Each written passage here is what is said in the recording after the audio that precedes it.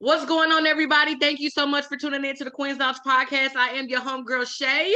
And of course, I have another special guest with me on today. We're going to be talking about healthy grieving. I got my homegirl, my sis with me today, who is going to be as transparent as time would allow her to open up about her transition from losing her husband into being in a place of healing. So today we are going to talk about healthy grieving. Sis! Hey, let the people know who you are. Introduce yourself. Hi, I am Lauren Wilson. I am the wife, well now widow of Terrence Wilson.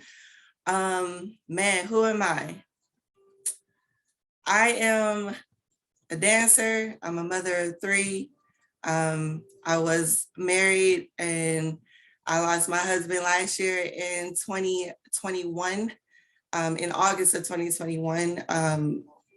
The death certificate says to COVID, but the transitioning of him passing was something more spiritual connected rather than a physical death, if that makes any sense. Yes, it does. But nevertheless, I'm in the process. I've been in the process for the last year, and I'm gently coming out of the process, but it takes a lot of time and a lot of healing of that process, if that makes sense too. So yes, it does. Yes, that's who I am. I'm a mother of three, dancer. I work. What else do I do? I don't really do a whole lot. I mean, when I do, it's pretty much with the kids and with family and friends, and we go out to have a good time, but not much of too much, if that makes sense. Yes, it does. It definitely makes sense. Okay, so take us back to August of 2021. Give us a description of how everything went. Oh, man. So honestly, I would take you back to the end of July. Okay. Actually. So in July of 2021, me and my dance partner, we put on a annual praise dance conference. And shortly after the workshop weekend, I ended up getting sick. Let me see. I think it was Monday, I was fine. Tuesday, I went to work. Tuesday night into Wednesday, and Tuesday night, I found out that I was, someone had COVID and I was close in contact with that person. So Wednesday, I ended up going to work to get tested, and then I went home. And then literally that same day after finding out that I had it, my symptoms literally, like, I kid you not, kicked in real fast within the same day. Oh, wow. Now, my kids and my husband at the time were perfectly fine. And we were he was in the process of putting this big church picnic together for our church. But while doing that, he was, going back and forth, making sure that I was good. I was in my room quarantining. Quarantining. It's a word, okay? Right. It's a word. It's gonna be one today. Okay. I stayed in the room, so I stayed away from everybody, from the kids and him. And then I believe it was Friday. That Friday, him and the kids went to go get tested. His came back the same day that he was positive. And then my kids came back, only one out of the three tested positive. So my oldest she quarantined in her room, and then the other two stayed in my son's room. And then it was just me and my husband together in our room quarantining. And I think it was a couple of days after he started to have symptoms, because he didn't have symptoms at first. So I think it was about a day after he found out his test came back positive, he ended up having symptoms. Now, my symptoms were just the normal, honestly, like the body chills, the headache, what's that called? Not drowsiness, but the fatigue and the fevers. But his symptoms were like a lot worse. Like he had literally pretty much everything. the fever, the chills, the body aches, the headaches, the nausea, the diarrhea, Oh, wow. like pretty much everything. Yeah. But you know, as I started to get better, and then while he was like just sick or whatnot, you know, I'm making sure that he's eating, that I'm taking the vitamins, that he was taking his vitamins, everything that I need, that I was doing to get myself better, I was doing it for him. But then it started to seem as if he was getting worse. And then it had to be like maybe 5 days later, he started to make these really funny sounds. Like, I can't really explain it. To explain it and to have somebody to really understand it, it's kind of hard, because the sounds were, it was like somebody belching or something, but it was like gasping for air, but it really wasn't gasping. I don't know. I can't really explain it.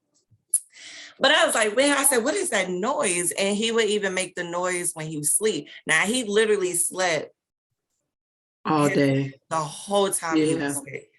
And I'm like, yo, you got to get up, you know, wake up. Let's get up and let's get moving. Let's go sit outside, get some vitamin D in us from the sun, you know, doing and trying to get him to eat. He didn't eat. Like, everything that you can think about is what happened. And so he started to make the sounds, and I'm like, what is that noise?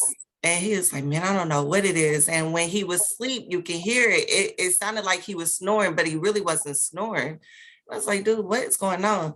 So he ended up going to the emergency room. Now, obviously, I couldn't go because I was still technically in the quarantine. But he went, and they pretty much sent him home with an inhaler and some pills. I think it was like something to help clear his cough that he had, because he had a nasty cough. And we were like, all right. I said, well, listen, you know, I have asthma. If you're going to take the inhaler, you have to do it, you know, periodically, so that you can make sure that you're getting you're opening up your airways. So he would take them. And when he would take the pumps, he would start to feel a little better. Good. But the sound, it was still there. Like, it did not go anywhere. He was back and forth with his job, letting them know what was going on. I would talk to the recruiters, and then it got to a point, it was August 4th. Now we at August 4th.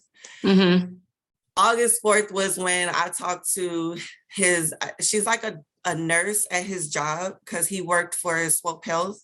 And when I talked to her, she was like, I need you to get him to the emergency room as soon as possible.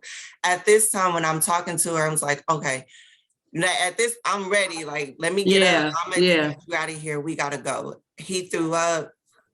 It was all bad. And the time of leaving the house and getting him into the car and to go to the hospital. Get to the hospital. He is about to get admitted. He looked at me. He was sitting in the chair, in the wheelchair. He looked at me. He was like, babe, look. And he like showed me his hands, and his fingertips were purple. Wow. Literally, over time, he was losing oxygen. The entire time. And that's where the sound effects that he was making, I wish I knew how to make the noise, but it is really hard. But that's where the sound effects was coming from, was he is gasping for air. And even though he had the inhaler and he was taking it multiple times throughout the day and doing like 10 puffs each time, it just was not enough. It wasn't helping. Yeah. And at this point, it just got worse. And so he got admitted. They was like, your oxygen levels are down. Got admitted into the hospital. And I kid you not, I'm thinking like, okay, he's just going to be in there for a couple of hours. Maybe they just need to give him some oxygen, send him right on home. I did not leave the parking lot. I stayed in the same parking spot at Research Hospital for 6 to 7 hours before I left. Wow. And I didn't leave, and he was like, man, I'm admitted, like I'm in here, like I'm not leaving. They actually transferred me over to a room, like I'm not going nowhere today, so go ahead and go home. Back and forth, we're texting, talking to him on the phone. At this point, he had the oxygen mask that goes through the nose and over the ear. Then they switched him over to the oxygen mask that goes over the head right here, like over the nose part right here, mouth. And then they switched him from that and put the whole actual face mask. That was terrible. Yeah. And only because they switched him so many times, because he was not getting the oxygen through his lungs, throughout the body, like reaching the rest of his body. He was not getting it. So it was the reason why they kept switching him, and then they would keep him on his stomach, because they say, staying on your stomach is just a lot. It helps for your airways to open up that way. But honestly, I'm not gonna say that's not true. But for somebody who deals with asthma, the easiest way to help breathe is, you have your inhaler, but to take in deep breaths and to release, because if you don't, then you develop anxiety. And that's exactly what happened to him. When you sit there and you start to depend on having on the mask, whichever mask it was, he would have on, he started to end up developing anxiety, because he felt like he couldn't breathe without it, basically. So he was in there from the 4th of August all the way up until the 21st. So what is that, like 3 weeks? Yeah. That last week, the 3rd week, I believe it was the Sunday before the 21st, whatever day that was. I can't remember what day that was. I was at church, and I got a call that he went into the ICU. Now, within his first week, he was doing absolutely fine. Chills, fever, everything was gone. The only issue that we were dealing with was the breathing, was the oxygen. That was the only thing. Because at this point, he was out of quarantine at the hospital, because even though he was admitted, he was on the COVID level, floor, and he was quarantined there for 14 days as well. Now he ended up coming out of quarantine, so he was good. It was just the breathing. Then that Sunday, I got a call while we was at church and we was getting ready to leave, and they was like, we just had to rush him down into the ICU. And I said, what? What's happening? What just happened? And they said his oxygen is not doing good. Your oxygen levels have to be at a certain number in order to function, basically, without a machine. And his numbers would jump up and be good, but they just were not stable to where he would function without the mask. And then they had him at the 100% capacity of oxygen to give him. And then at some point they end up, gently or gradually bringing down the percentage, and he was doing good with the percentage, but they just were not stable. So he had an episode that Sunday where they had to take him down to the ICU. So he stayed in ICU that whole time. That whole week he was there. Friday night, the 20th, the August 20th, I had one of those like those breakdowns where I literally sat. When I say I sat at the end of my bed, I was like on the floor. You know how you curl up? Yes. And I was like, I've had moments like that. Yeah. God, listen, I did all I can. I throw my hands up at you, and now I'm literally like, I'm giving it literally all to you. Like, I'm handing it over to you. Like, I fast. He was fasting, and while he was in there, he fasted, he prayed, he was in his word. When I say the transition was beautiful, it was beautiful. But I mean, I jump ahead of myself. So anywho, that Friday night, the 20th of August, I sat at the end of my bed, on the floor, up against my bed, and I curled up and I started praying. And I was like, Lord, I said the hardest words ever that there is to say when you pray, and not my will, but your will be done. Ain't that hard? Really hard. Oh, Lord. Yeah, it is. it's hard because when you say it, you really know that you mean it, because at that point, you know, it's not in your hands anymore. It's Absolutely. completely out of your control now. Absolutely. So when I said those words, it was like I kind of came at peace with it, but I still had, like, of course, like these super high hopes that everything was going to be perfectly fine. You know, I'm still going to see him the next day, spend all my time that I need to spend with him, you know. And 5 o'clock, or that night after I got done praying, the kids wasn't here. I left and I went down the street to some one of the couples. I call them my aunt and uncle from the church. They live 2 houses down from me. Oh, cool. And they told me, they was like, hey, if you need anything, let us know. If you want to just come here and stay, whatever, just let us know. It's like, cool. So I got up, I was finished praying. I was like, man, I don't want to be here tonight. I'm gonna just go down to my uncle's house and stay there with them. I stayed in the guest bedroom, and 5 o'clock in the morning came around, and I got a call from the ICU, the nurses, and they said, Miss Wilson, we need you to get here as soon as possible. And I said, I'm on my way. Right. And I asked my uncle, I said, he's a minister at the church. I said, I need your oil. I know you're right. I need you to get to praying.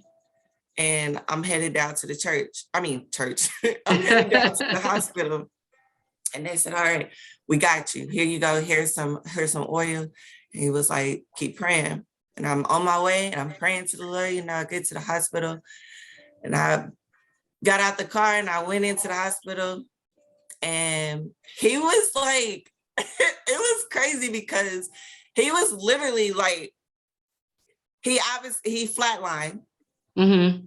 And that's what happened. He had flatline.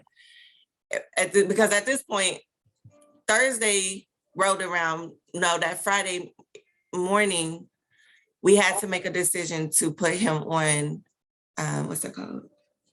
Life support. Yeah, there you go. The ventilator. Yeah, mm-hmm. Life support. I had to make a decision on putting him on there. And that's really, that prayer was why I had to pray what I prayed, or say what I said in the prayer. But before he was on life support, when I say that, everything was just so peaceful with him. Like, he legit transitioned into an angel. That's amazing. Right before my eyes. Said I wasn't gonna cry. Listen, I'm here with you. I got the tissue and everything. Because I'm with you. I'm with you. It don't take much for me. Woo!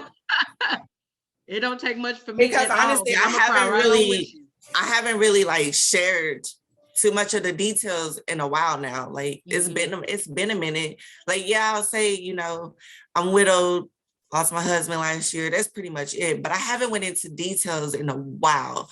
Like, maybe earlier this year, probably, mm-hmm. was the last time I really went into details for us. So, anywho, okay.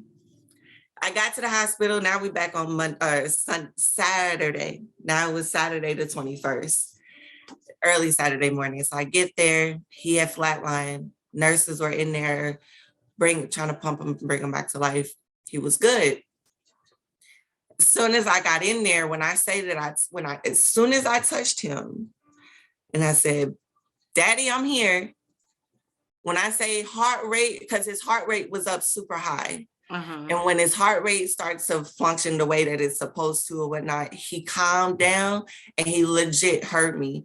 And I know he could hear me because when you're on life support and you're not alert, like you're alert, but you're not moving or whatnot, your eyes mm-hmm. are closed, of course, you'll know, because when you're looking at the monitors, you'll see that their heart rate is at a level where, you know what I'm saying, like where they're actually active and they're up, but they're just asleep basically.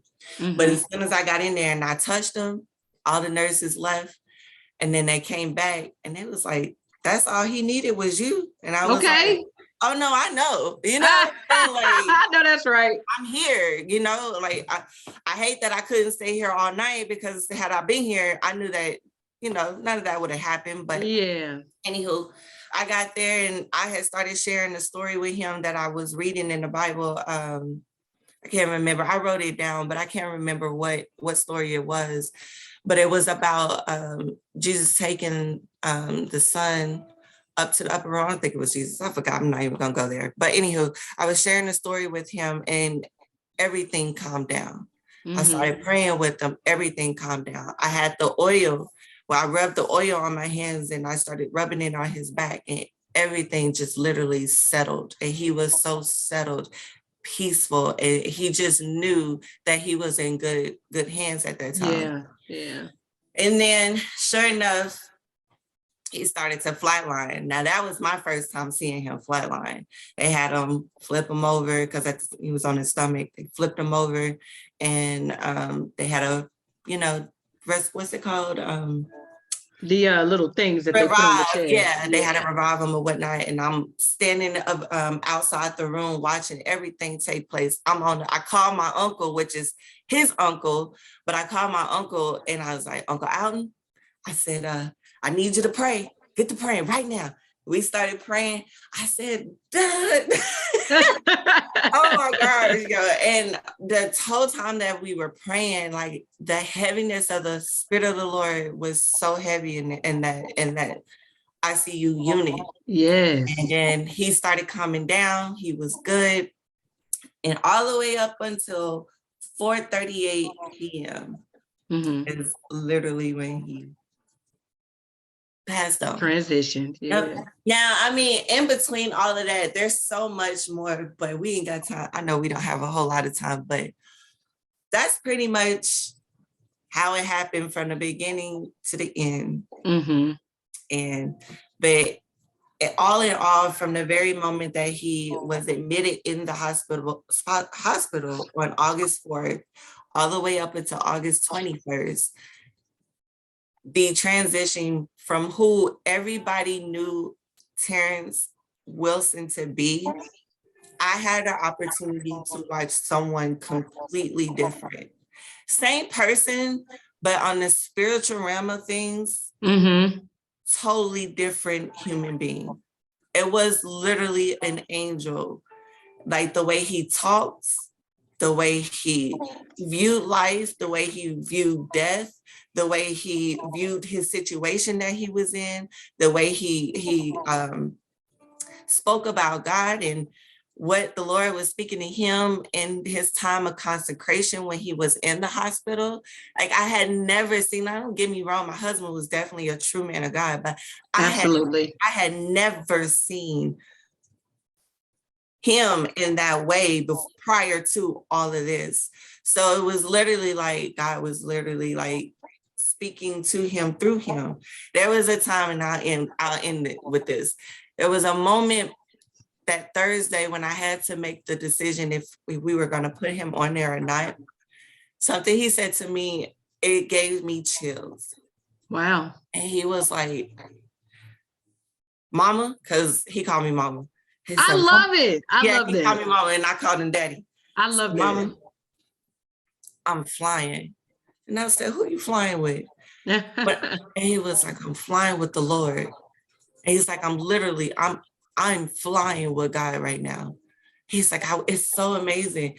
And to some people, that would seem spooky, or that would seem very delusional to some.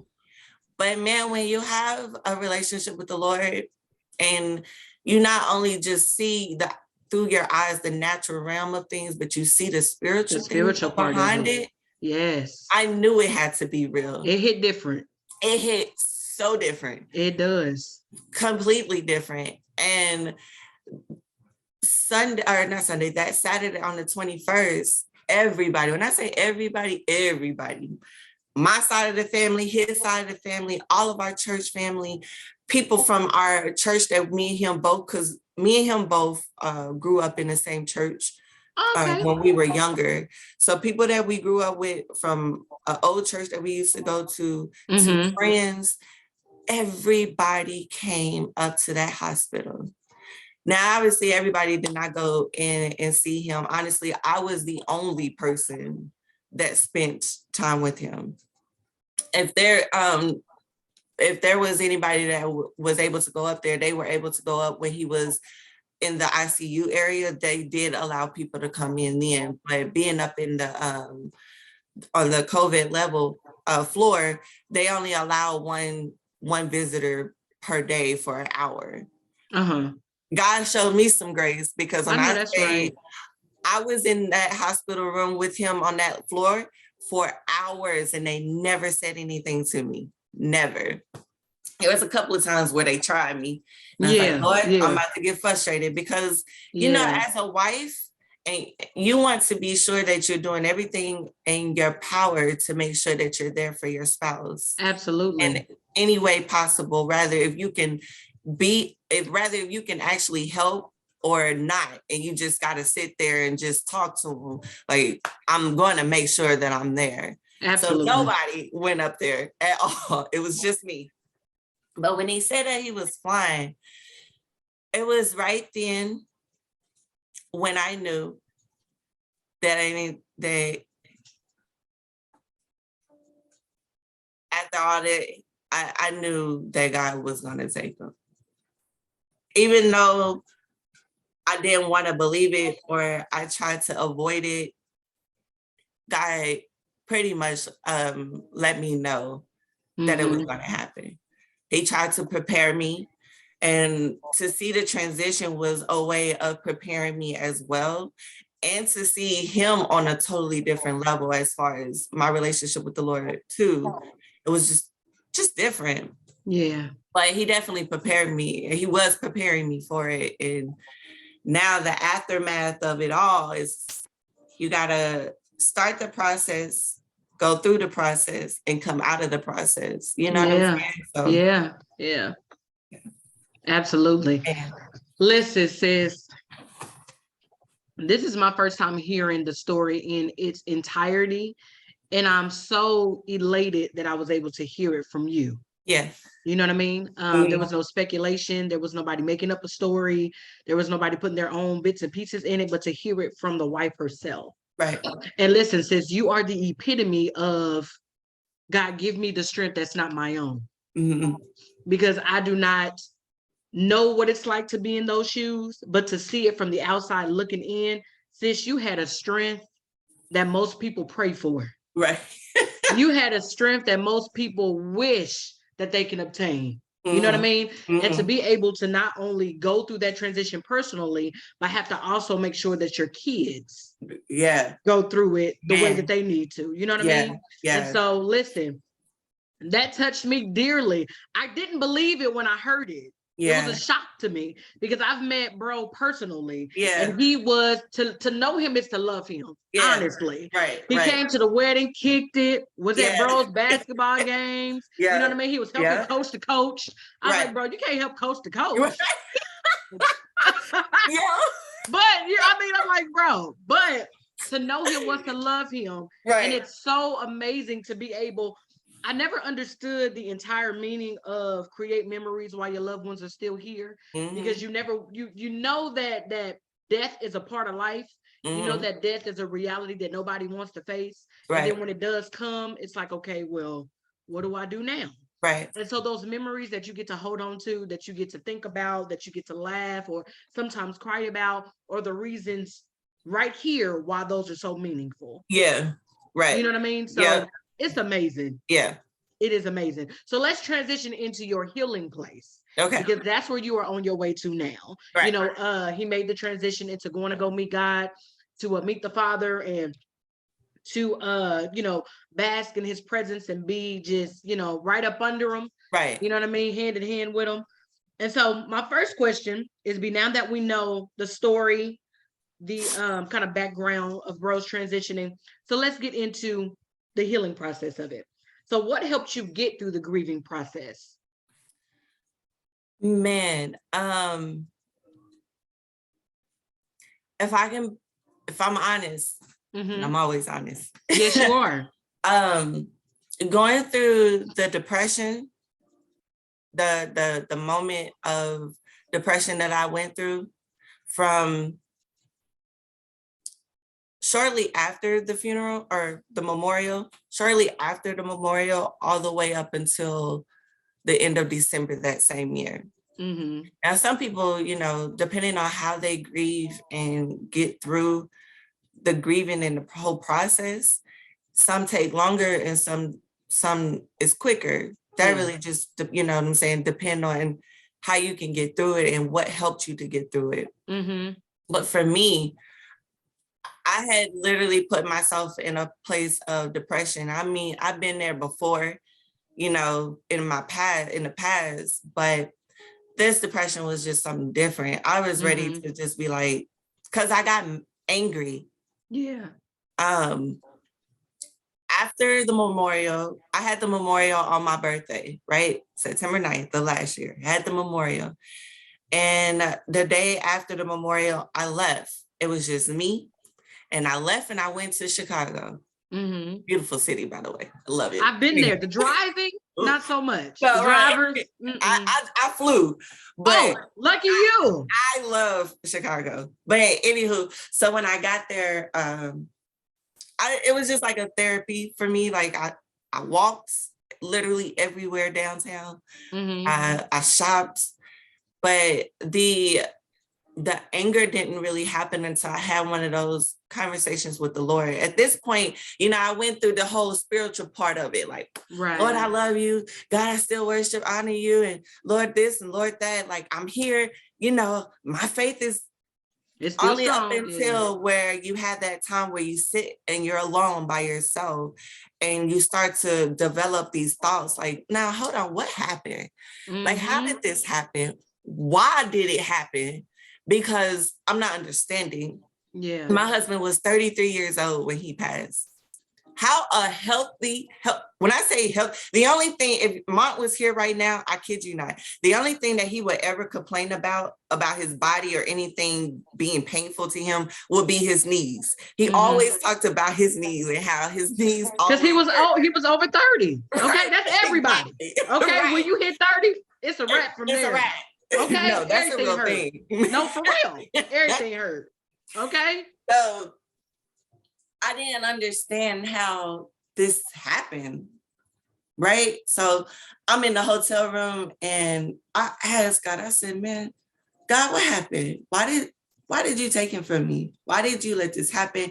How, you know, all the questions that is rightfully so for a person to question God. But the problem is that we get carried away with asking those questions and turning our backs on God. Yeah. Now, I didn't solely turn my back on God, but I was very angry. Mm-hmm.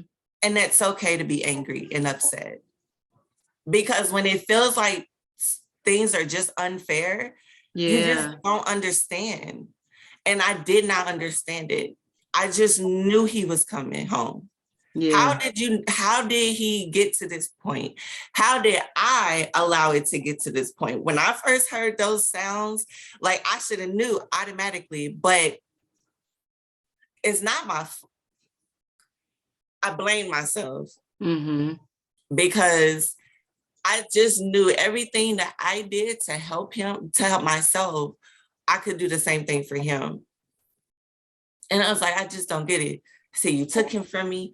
I was praying as if Monty was there.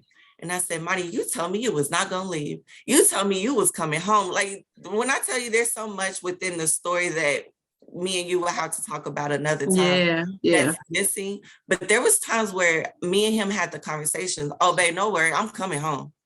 Oh, I'm coming home. You know what I'm saying? Yes. And when I was in the hotel room, I was like, Lord, he told me he was coming home. How come he ain't here? I don't get it. Like, did I do this? Was I the one that had like a helping hand in him passing? Because I really felt that way. You know what I'm saying? Like, I just knew whatever I was doing to get myself better, it was going to help him. Yes. And sure enough, it didn't happen that way. So, you know, I had that moment in the hotel room with the Lord, and I was angry from that point on.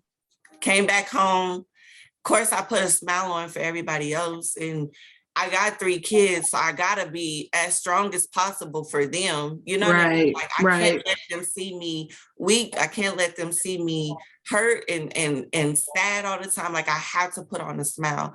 And the way that I was able to do that for them was do things with them more like taking them out, spending time with them at home, watching movies, whatever I had to do to try to cover up the pain.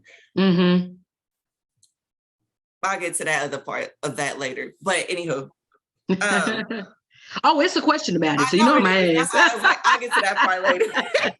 But so I came home and I just, I tried to be, I put a facade on it. And with doing that, it definitely sent me down a road of depression. Mm-hmm.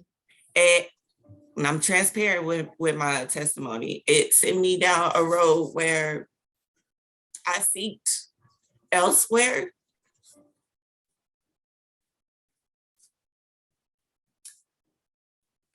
Oh, it's all right, sis. Take your time. I seeked elsewhere only because I lost what I had for the last 12 years of my life. Yeah. So, yeah, obviously I don't care, I'm clearly I'm single now, so I'm doing whatever I want to do. I got my kids, I'm gonna make sure my kids is good always. But when it's me time, I'm gonna do what I want. Girl, when I say I was out here, I was out here. I went out, it almost seemed like I went back to my old way of living before I came to Christ. And that scared me. It scared the crap out of me. And the last, in December, I had a moment where I was like, oh my God, I can't believe I just did what I did. I said, yo, I can't believe this just happened. Like it blew my mind. Like at this point, I wasn't going to church anymore. I had kind of slowed down on it because I got really tired of people asking me how I was doing. Yeah. Like those words, when someone is going through a grieving process, those shouldn't be the first thing that you ask somebody. Because if I was to turn around and tell you how I was really doing, you may not be able to handle that response. Yeah. And it would angry me. So I just got tired, even though that their intentions was good and they didn't really know where I was at. You know what I'm saying? Again, I put the facade on like everything was okay. Like I was good. When really deep down, I really was not okay at all. And so at the end of December, when I did something that I did, and I didn't end up, because I wasn't no longer mad at God anymore. I was more so mad at myself that I allowed myself to get into this depression. I literally watched someone transition right before my eyes, right? To going to depression. Yeah. How did I, like, it? I had to ask myself, like, how did that happen? Like, how did I switch like that within just those months? Not to mind you, or not to, I'm forgetting this. A couple of days after the memorial, I found out that my grandmother, my mom's mom, had stage 4 cancer. Oh, wow. Literally from that very day that we found out that she had cancer, she literally started to decline. Like it was so aggressive. Wow. And in November, I lost my grandmother. November 14th, which was just past Monday, I think, was just made it a year. So I lost my husband, found out that my grandmother had cancer, to losing my grandmother. When I say I was angry from end of September all the way up to December, there was just so much that took place. Wow. I got so angry at myself. And in November, or what was that, New Year's Eve, I think it was, the 31st of December, my dance partner was previously asked to go and minister somewhere. And I told her, I was like, hey, I said, I can't do this right now. You're gonna have to take, you're gonna have to pick up the slack on my end or whatever, and you're gonna have to do it yourself. Yeah. I said, with you doing this is just gonna help me to watch you, you know what I mean? So she did it, and when she ministered, it helped me. And then I was, trying to come back to myself. So the start of this year in January, is when I came through. So I guess to answer the question was, my depression is what helped me get through that grieving stage, or that helped me get to where I am now. That's amazing. One thing I love that you said is that you still had enough God in you. Yeah. You still had a God conscious mind to not want to get up there. Right. And, put on a performance, because that's what it would have been. Exactly. A performance in front of people. For real. Because of where you knew you were. Right. So I give you kudos on that, because there's so many people that live a different lifestyle and get up there and just do whatever. And perform, you know what I mean? And it's like, you don't feel no type of way about that. Right. Like you okay with still getting up there and, giving reverence to God and not even, having a conscious mind to even, but okay. Because before I had stopped dancing for a while, I ministered at my husband's memorial, and I ministered at my grandmother's memorial. I hadn't danced again. I don't think I started dancing back until. Was it my aunt's funeral? When was her funeral? November. You probably danced before then. It was November of last year. That might have been. I think that was the last time I danced, because I think we did. Her funeral was shortly after my grandmother's, or either it was. Yes, it was. It was so, after, because I want to say she passed in November, but we had her in December. Sure did. So hers was so your aunt's funeral was the last time I had danced, and I couldn't do it anymore after that. And I was like, I can't. And I didn't get back into dancing again until I think was when we went to Dallas, because I think it was in March. But even then, me and my partner, we had some of our dance sisters dance with us. Okay. So I was kind of like, I don't know. I was still trying to get back into the groove of things. You know what I'm saying? And it was still hard. Like, it was like one part of me wanted to do it, and then the other part was like, I'm not ready. So having the dance sisters combine or connect with us, it definitely helps. Yeah. And then from there, I took off and got back into dancing again. Yeah. I'm so glad that you knew that you were not in the headspace. Yeah. You know what I mean? That you spiritually wasn't ready. You know what I mean? Because I know you take your dancing serious. Okay? God serious when it comes to ministry. Absolutely. Period. Absolutely. So I knew that I'm so glad that you took the time to still get in the healing space before, fully jumping back in. Right. To dancing. Definitely. So, and like you said, it was a God thing first. Yeah. And then it was, the ministry of dancing afterwards. Right. Okay, so my next question. What benefit is a support system when in the grieving process? One of the things that you mentioned was your sister girlfriends with the dancing ministry. That helped with the process as well. So closely with the process, with the support was definitely, of course, my church family and my family. My mom was there, because my mom, when she came here shortly after Monty had passed, right before I had the memorial, and she was here for that, and all the way up until I think she might have left at the end of December. Or maybe right before Christmas, I think is when she went back, because my mom lives in Austin, Texas. So I think she left and went back home right before Christmas. So my mom was here. I had my aunt. I had my uncles. I had my church family. I have A handful of people from my church. I'm close to pretty much everybody at my church, but you always got those handful of people, and I can name a few, but I ain't gonna name because that's gonna get their head too big. So, Don't drop no names, sis. Girl, I had a handful of people from my church that was very close and connected to, very close in the process. But there's 3 people, but 2 for sure, that definitely helped me the entire time. When I say they did not leave my side, they didn't leave my side.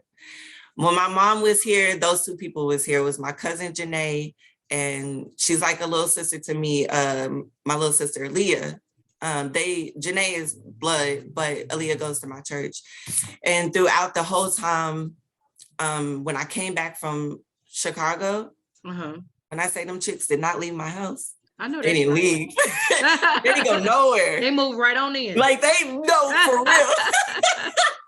It wasn't until earlier, like February, March, where I told them, like, hey, y'all gotta go. Okay. I need my house back, y'all. I was like, y'all gotta go. I said, deuce, Ray. I love y'all, but I need my house back. I need my space back. But when I say they did not leave, they did not leave. Of course, I had my dance sister, Kayla, with me. She was here as much as possible when she was able to.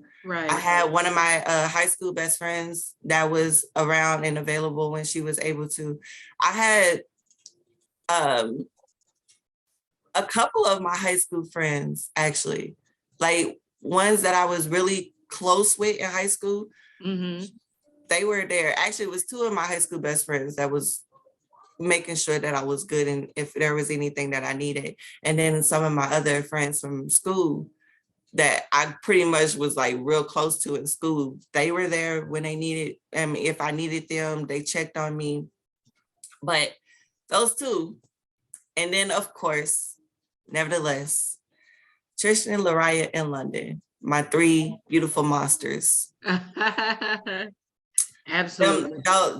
They were definitely the biggest support system for me, was my kid. That's amazing. I count it all joy when you go through something like that and you have so many, what we like to refer to as our village, so many people to hold you up during that time. You know what I mean?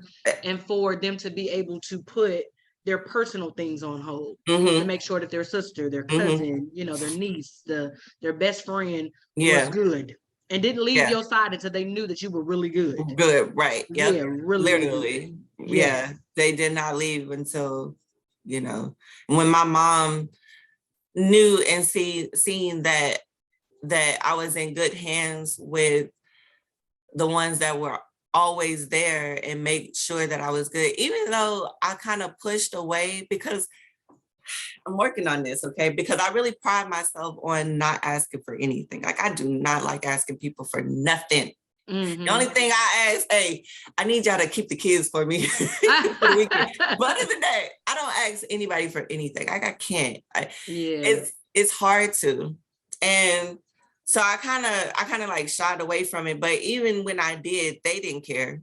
Like, it was almost a force for me to have to depend on them when I needed it. Not necessarily depending on them for financial issues, but emotional support. Emotionally depending on them. Like, I needed them emotionally, basically. So, that's amazing. Okay, so my next question.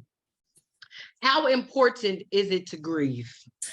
It is very important to grieve, because if you don't, then you will find yourself in depression. And you'll find yourself deep off into depression that can lead several different ways, rather if that's having to take medication for it, if that's isolating yourself, if that's mentally going, you know what I'm saying? Like, just going off the deep end. Because if you don't, and this don't even have to depression period does not necessarily have to deal with grieving. It can just come from anywhere. But with grieving and losing someone, you don't know how to figure out some sort of coping skills, some sort of time where you relieve yourself, of holding it all in for the day. If you don't find that time, you would literally bottle it all up and you will explode on someone. Yeah. Thank God I didn't explode. Yes. But that's what happens. And so it's very important to grieve. Not to mention that the Bible tells us that it's important to grieve. It's important to mourn too.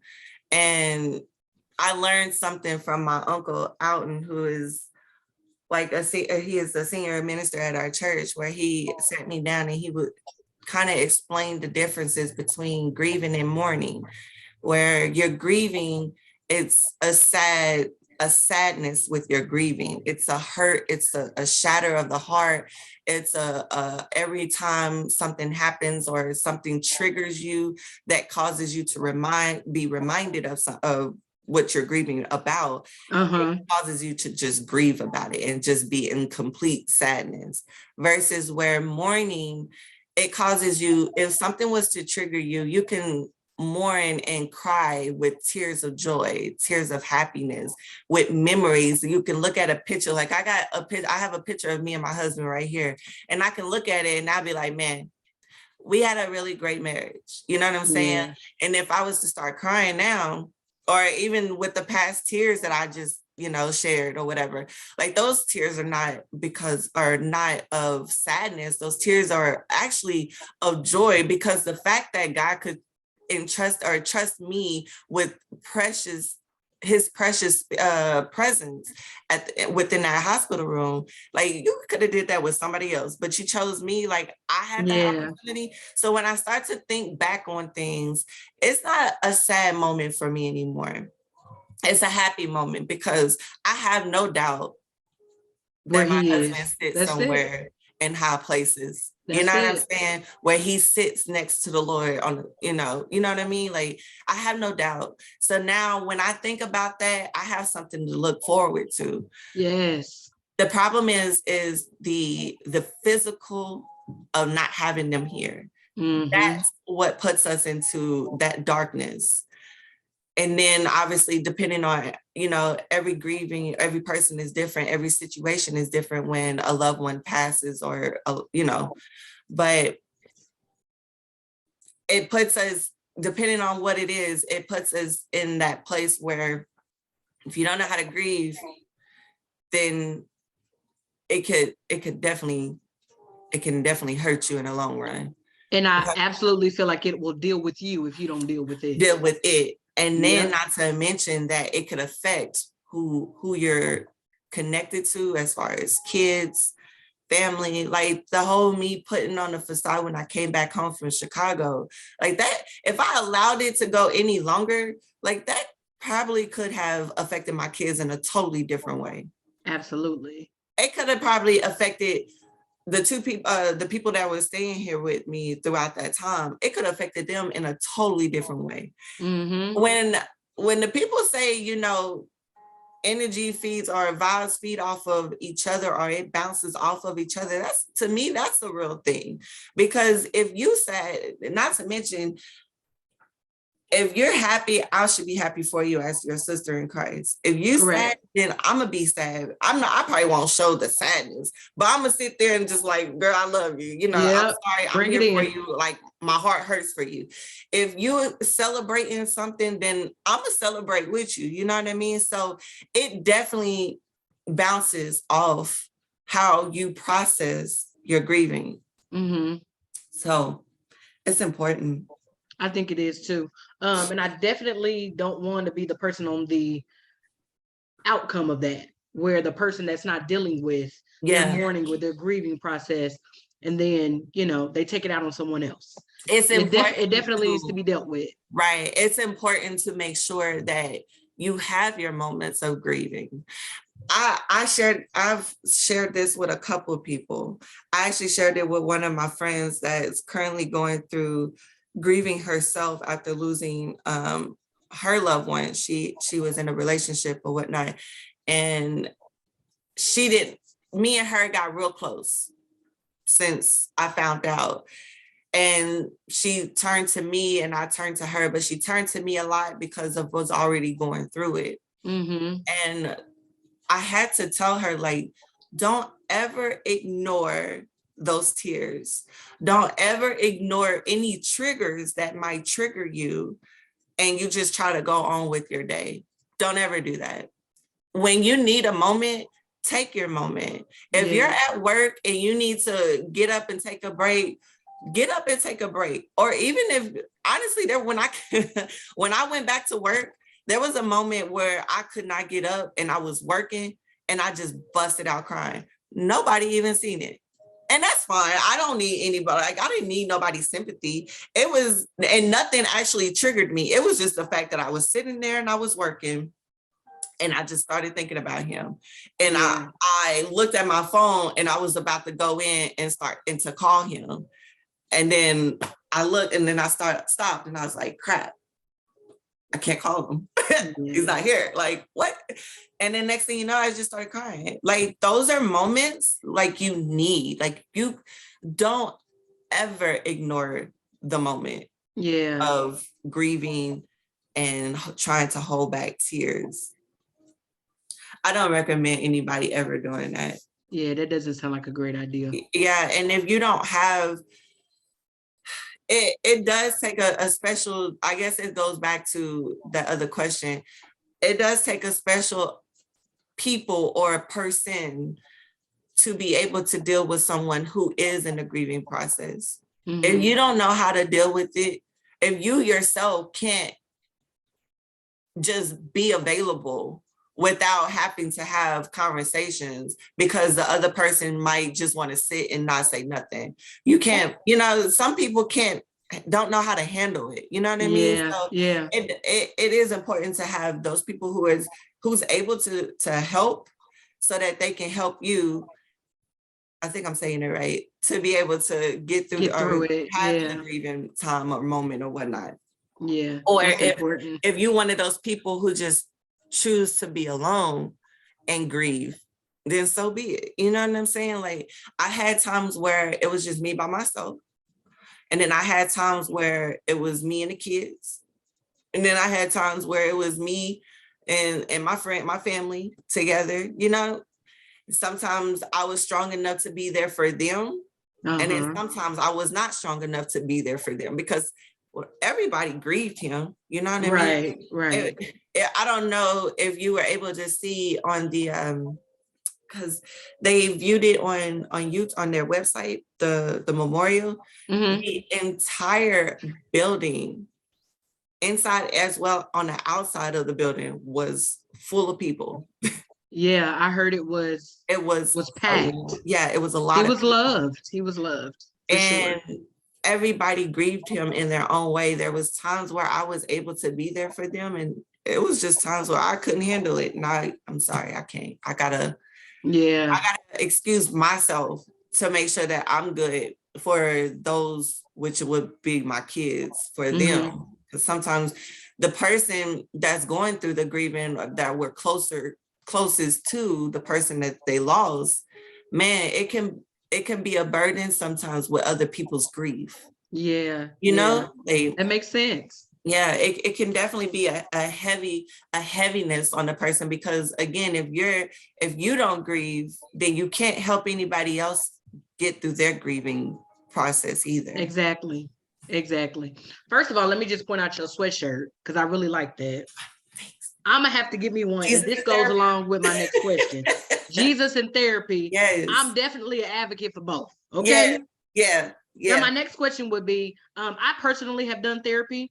It's definitely helped me during some low points in my life. And I've learned a lot from doing therapy. And my question to you would be, is therapy a good outlet or a good way to get through your feelings of grieving? Yes. Just say yes. Yeah. I mean personally have always wanted to take therapy or get therapy or whatnot, just because I just like to talk. Like, when I'm having like these kind of conversations, like, I just like to talk. I like asking questions. Like, I'm a person that asks questions because I like to get to know people. So when first of all, if you're a person with kids, rather male or female, who lost a spouse or a significant other, I highly recommend seeking counseling for yourself first before seeking counseling for your children, you know, because going through therapy definitely helped me. I went through, even though I was going through my depression area, I started seeking counseling in, I want to say like October, all the way up until December or the end of, all the way up until January, like the next following year, I think it was. So even though I was going through, I definitely did see, because again, I wasn't too far from the Lord, thank God. Like my arm was stretched out and he literally had a whole grip on my hand to where all he had to do was like yank me back in. But you know, God knows when and where, or when and how, you know, to reel you back in. He knows that you need a moment and you're gonna go ahead and just take that moment, you know what I'm saying? So anyhow, so going through my time, I did seek therapy. I went to a lady, I was recommended to a lady named Madeline Douglas. Okay. She's not a grieving therapist, but she definitely took me in, and she was amazing. And she walked me through some different, what's it called? Strategies or stages of grieving. Oh, I have it. And I would go ahead, let the people know. I would love to share it with you. Absolutely. I would love to hear that. Let me see. Man, I should have had this before. Oh, dog, I should have had this before I even got on with you. I didn't think about it until now. Oh, man. It was the 4 stages of grieving. It sounds like it's really good. It sounds like it. It was the 4 stages of grieving. I wish I can pull it up, but. And just like some things in life, it takes time. You know what I mean? And so being able to grieve in stages gives you the chance to get through the process without feeling rushed. Right. You know, like you have to get through it. Right. Man, I don't want to take up too much time, but she definitely helped me get through these different stages that she shared with me.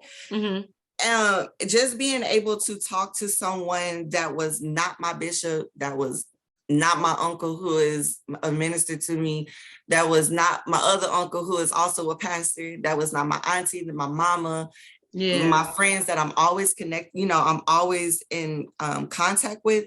To talk to them, to talk to her was, oh, here it is. This is it. Here it is. I found it. Yeah, you found it. It's called The 4 Places in a Life-Changing Event. It's called IWAR. It's impact. The second one is a withdrawal and confusion. The third place is called adjustment. And the 4th one is called reconstruction and restoration. That sounds really good. Yeah. And I guess at this point, how she explained it to me, each stage has a different process. And sometimes you'll start off with the impact, obviously, because you've been impacted. Your other people that's connected to him has been impacted. Right. So that impacts you even more. You know what I mean? Right. And then throughout time, you'll transition over to the withdrawal and the confusion, which I had my impacting moment. And then I had my withdrawal and my confusion when I withdrew myself from the church. And I pretty much withdrew myself, or I end up becoming confused as to questioning God, why this, why that, how come, you know, that was my confusion. And in between the two, it can flip-flop. It can end up going back to the impact, because depending on, you know, if you're that person who doesn't properly grieve well and you end up going into depression, it can impact not just you, but impact whoever is connected to you too. Yeah. You know what I mean? Yeah. So, and then over time, you start to adjust. So not only are you you're done with the whole confusion, you done came out of it, and you start to adjust. Now, when you're adjusting, you're also being impacted by adjusting to something new, to change. Right. You know what I mean? So, but adjusting does not, and even though adjusting to change does not, and it could be impacted, it does not necessarily mean that it's a bad thing either. It's just letting you know that your new change or your new journey is going to impact something, or you're going to be impacted by something from this change, you know? Right. Learning new things, learning who you are as a single person now, and not only just a single person, but as a single mother to kids too, or whatever it is that you and your significant other or your spouse had together, you start to adjust to doing things on your own now. And I'm in an area, I've come to this area where I've been adjusting, and I'm still adjusting with certain things. Like, that's amazing. I really love that. Yeah, I love that. When she shared it with me, I said, man, that's deep. Because, and it's so fitting. You know what I mean? Like it makes perfect sense. Like it really does. Yeah. And being on the road to reconstruction, the restoration. With the restoration is just the healing part of it all. Right. That does not mean that I'm going to forget who my husband was, forget everything, all the memories that I had with my husband. Does not mean that that's what's going to happen. Right. It's just the fact that now I'm adjusting, and I've gone down a new journey. I'm going down a new journey where I'm not necessarily alone, but it's just me now. You know what I'm saying? And that's not a bad thing. It's a healing process. And later down the line, the Lord will continue to bless me in many ways. And yes, he will. He definitely has been doing so since. That's amazing. Yeah. I love that. So it is important to have that therapy. Absolutely. Sure. Therapy is bomb.com. It is. Okay, because you need both. They go hand in hand. Right. Okay. Absolutely. My next question is, how are the kids? How's the grieving process for them? The children are, and they all good. Cute. Yeah, they're good. They are. So with each kid, there was definitely a different grieving for them. Like my oldest, she would have her moments, but when she had her moments is when she saw me crying, or when I was having my moments. She was my one where she would check on me to make sure that I was good. Oh, Mommy, you all right? Do you need anything? Mommy, I'm sorry. If she saw me crying, she'll sit. How old is she? Lariah just turned 12. Really? Child, is 3 of them. Okay? Really? It's hard. So you that mama. Those you that mama. More than 3. Forget their name, forget their age. And their birthday. See, you that mama. I cannot. Yeah, she just turned 12. She turned 12 in October. Oh. Tristan, my son, was the one where he bottled up a lot. You didn't really see him crying. Mm-hmm. And if you did, you would see it in his behavior. He had a behavior change. He did. And I knew that, I knew it was his way of grieving, because I have never had times where I was getting so many phone calls from school about him and his behavior. And I was getting a lot of, at the end of the school year. So early this year, and when school was ending, he definitely had a whole switch up real quick. And the crazy thing is I thought I would have expected to happen early on, but it didn't. And so he did. He was the one that held it all in. So Lariah was the one that grieved with me pretty much when she seen me, and she was grieving on her own. I mean, right there with me.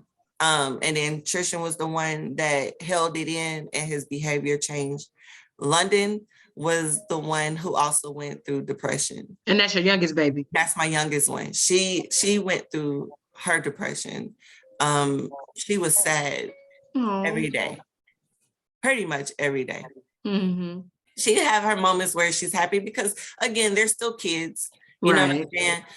One thing when I was going through therapy, and something that Dr. Douglas has said, that not that it's a bad or a good thing, but because my kids are young, they have so much life to create more memories where their dad is not there.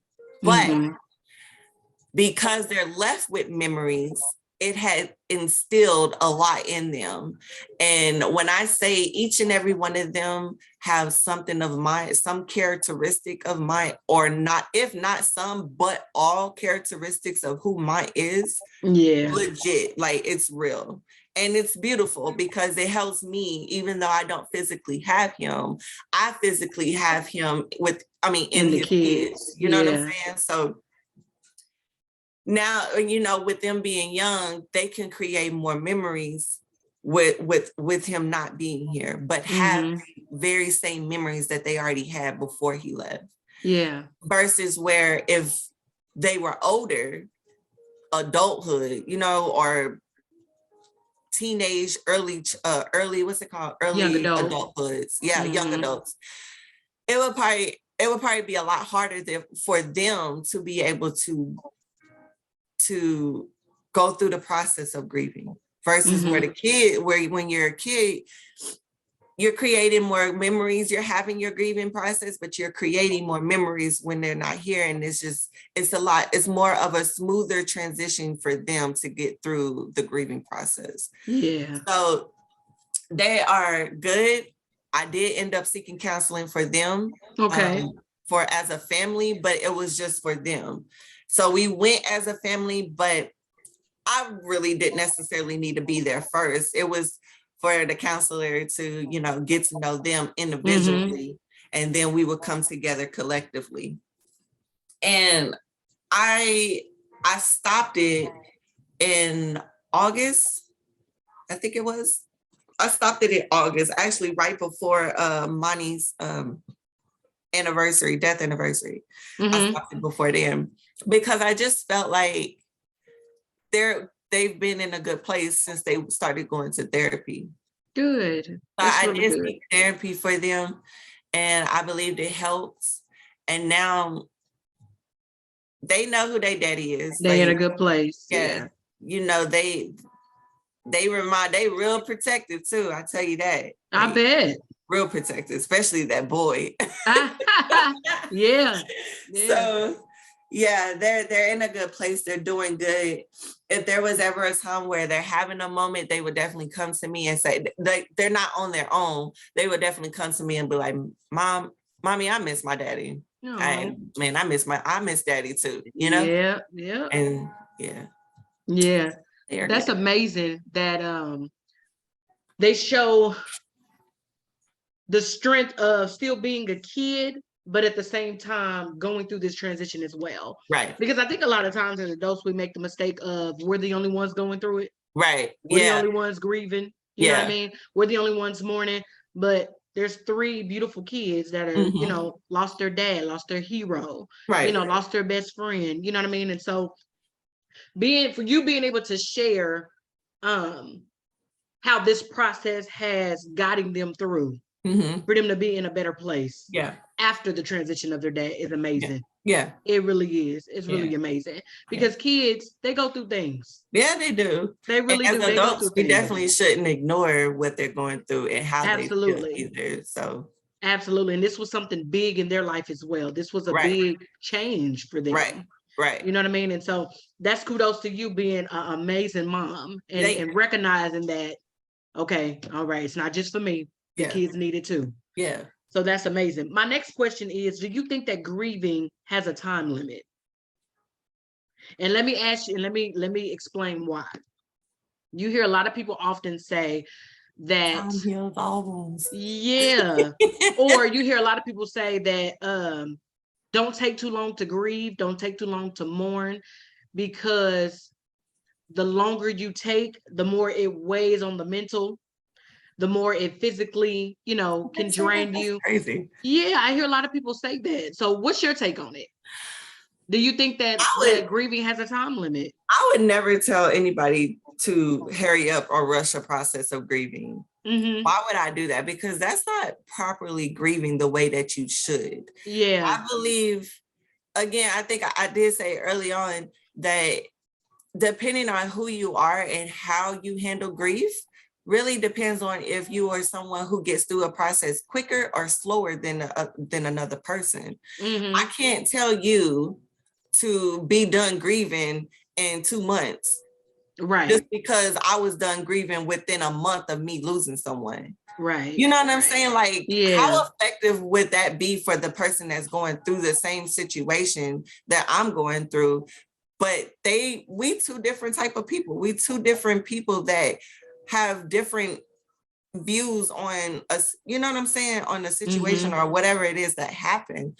So no, I don't think that there's a time limit, but I do believe that we have to be mindful of who is around, who you are with often. So when it comes to the kids, it's important that you begin to show some level of growth and coming out of working your way out of it, if that makes sense. Not forcing yourself out of it, but literally showing progress that you are literally trying to get out of the stage of grieving. I told somebody, I think it was my cousin Janae that I was talking to recently, and I forgot the question that she asked. Dang, what was it?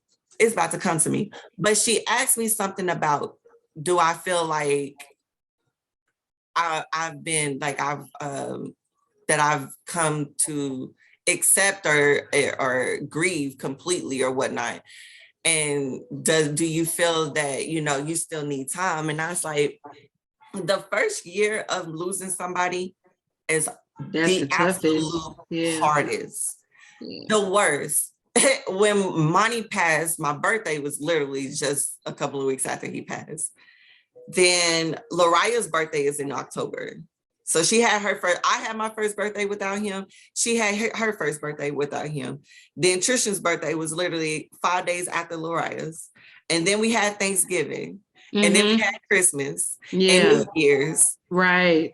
All within 3 months of each other? Like, yo, that's bananas. Because just this time last year, not in 2021, but 2020, we were all just together on my birthday, Laria's birthday, Trisha's birthday, Thanksgiving, Christmas, New Year's, and then Chloe's birthday. We was all together. So how the heck did we just get here? So the first year is the absolute hardest.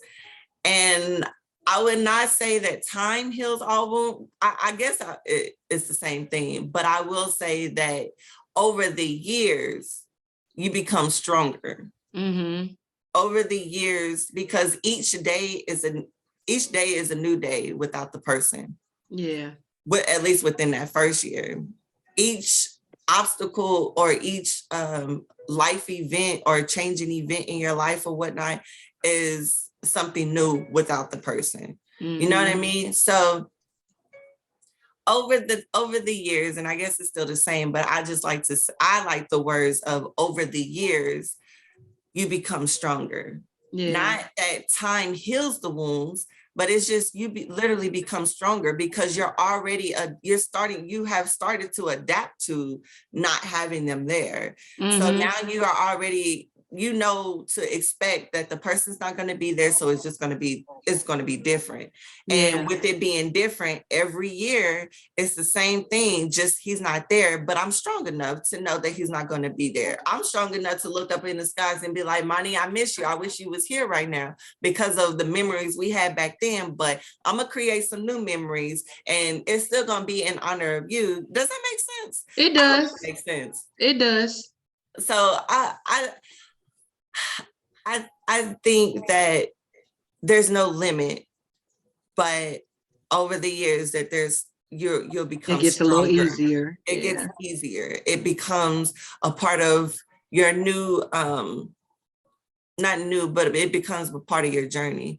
So it gets just a little bit more easier until you continue to get stronger. And when you're completely strong and you completely healed, I don't even know if there's really a such thing of being completely healed, because it will always hurt not to have your loved one there. You know what I mean? Absolutely, yeah. Right? That's your spouse, your mom, your dad, a child, a dog, like whatever. Heck, it don't even gotta be grieving doesn't even necessarily have to be losing someone to death. It can be a divorce. It could be a loss of a job, something, you know what I'm saying? A loss of a friendship. Like grieving, it can go either way for different situations. It doesn't always have to be just death or whatever. But. Yeah, absolutely. So what does the grieving process look like for you? What does that feel like?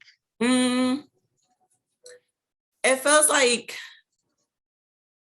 the morning stage of it all for me now. Mm-hmm. I feel happy. Good. I feel good. I still have some little moments, but my moments are, man, sometimes reliving the whole what is that? The whole process of it, how everything happened. But it's me being more grateful that I was able to relive it or able to experience, that makes sense. Mm-hmm. So for me now, it's just, I'm happy. I'm happy that first year has came and I don't have to look forward to that first year anymore. Yeah. You know what I'm saying? Like trying to prepare myself for the first year, like that was kind of hard. Like I had every intentions on the first year. My intentions was to leave this house, get in the car, take him with me because he was cremated. Take him with me, put him in the car, and we was just about to go on a drive. That was my intentions. It did not work that way. Instead, I took the kids to Nebraska and we went to the Omaha Zoo. Oh. But I did take him with me, you know? Yeah. So it was, we were all together. I took him with me. Some people probably, like, when I told some people, they was like, that's not spooky. I said, honestly, to me, no, I don't feel it that it was spooky. First of all, he stayed in a hotel, so it was okay. It's not like we was at the zoo with carrying a box all over the place. Like, what? That's funny. But yeah, I think that's what grieving looks like for me right now. Is just being happy. One thing, this goes back to the very last, some of the things that he said before he was put on the ventilator. Mm-hmm. He said, I don't care what happens. I want you to be happy. And I stick to that because I know him. And if he was here right now, that's exactly what he would continue to tell me. I want you to be happy. Go buy you something. He told me there was a time where we were texting back before the ventilator, way before he was in ICU. He was like, I want you to get up, get out the house, go buy you something. Go buy you and the kids something. I'm like, bro, I'm not worried about that right now. Right. I just want you to take your mind off of this, what I got going on. No, I don't care. Right. But that was just him. And he lived off of seeing his family being happy. And that was one of the things that he told me before he was placed on the ventilator is I want you to be happy. That's all that matters to me right now. So I'm in a place where I'm trying to be happy. I am happy, but I want to continue to be happy. Mm-hmm. Yes, it does. It definitely makes sense. Yeah. So I got 2 more questions and then I'm gonna play a game with you, okay? Okay. So my next question would be, I know you are a faith believer. I know that you are a lover of God, a lover of all God things. So how has your faith played a part in your grieving process? So obviously, you know, going through that moment of depression, it challenged my faith then. Absolutely. But now my faith plays a role in my everyday life. Mm-hmm. But it's different now because I have no choice but to rely and depend on God. Versus where, yeah, I depended on God, but you had someone physically, you had a whole man here, right? Mm-hmm. And for some, this might sound crazy, but my dependency was on my husband. rightfully so, as it should be, Absolutely. because, you being the woman, you being the wife, you got a whole husband. He's the Mhm. manly man. He's stocky. He tall. He all that. He built. So, so he was the one that I depended on. Mhm. I had God in my life, yes, and saying that sometimes, I mean, not sometimes, it helped me to sort of kind of understand the reasoning behind Monty going home so soon. But it still, sometimes it still hurts to even think of it, but Mhm. it's real. It's a real thing, because in order for God to get your attention, and if there's something or someone that's blocking, or that's been a stumbling block for you to turn your attention to the Lord, he'll remove it. Mhm. That can go in several different ways. That can be in anything, not just death. But for me, and when I was before I went through that depression and coming out of that depression, I started to slowly get that understanding. But there's this scripture in Matthew chapter 11 that actually helped me a whole lot to understanding that not everything that what we go through, God is always going to give an explanation. I think I said it right. An explanation, yes, or a reason or an answer to all your questions.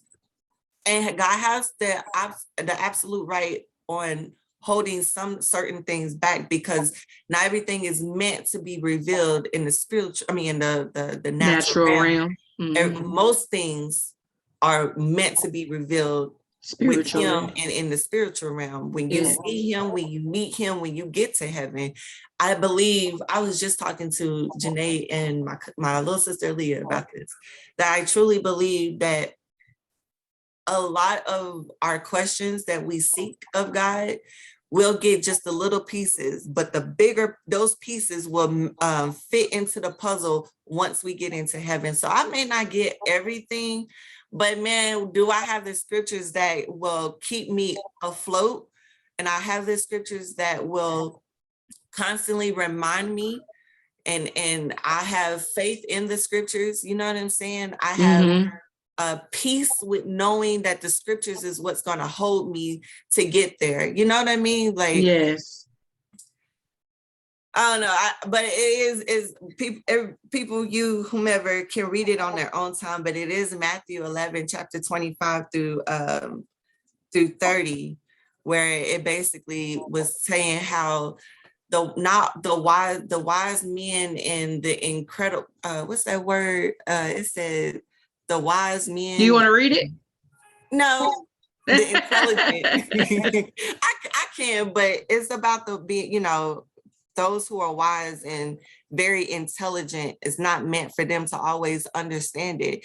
God would literally put more of his trust in the infants than he will in adults, because we don't always take his precious, we don't always take his responses to our prayers and our requests from him very well. Yeah. Like, if it wasn't for me to give that, to say it in that prayer, not my will, but your will be done, his whole transition, he probably would have went a lot longer, maybe, because I just was not willing to give it up.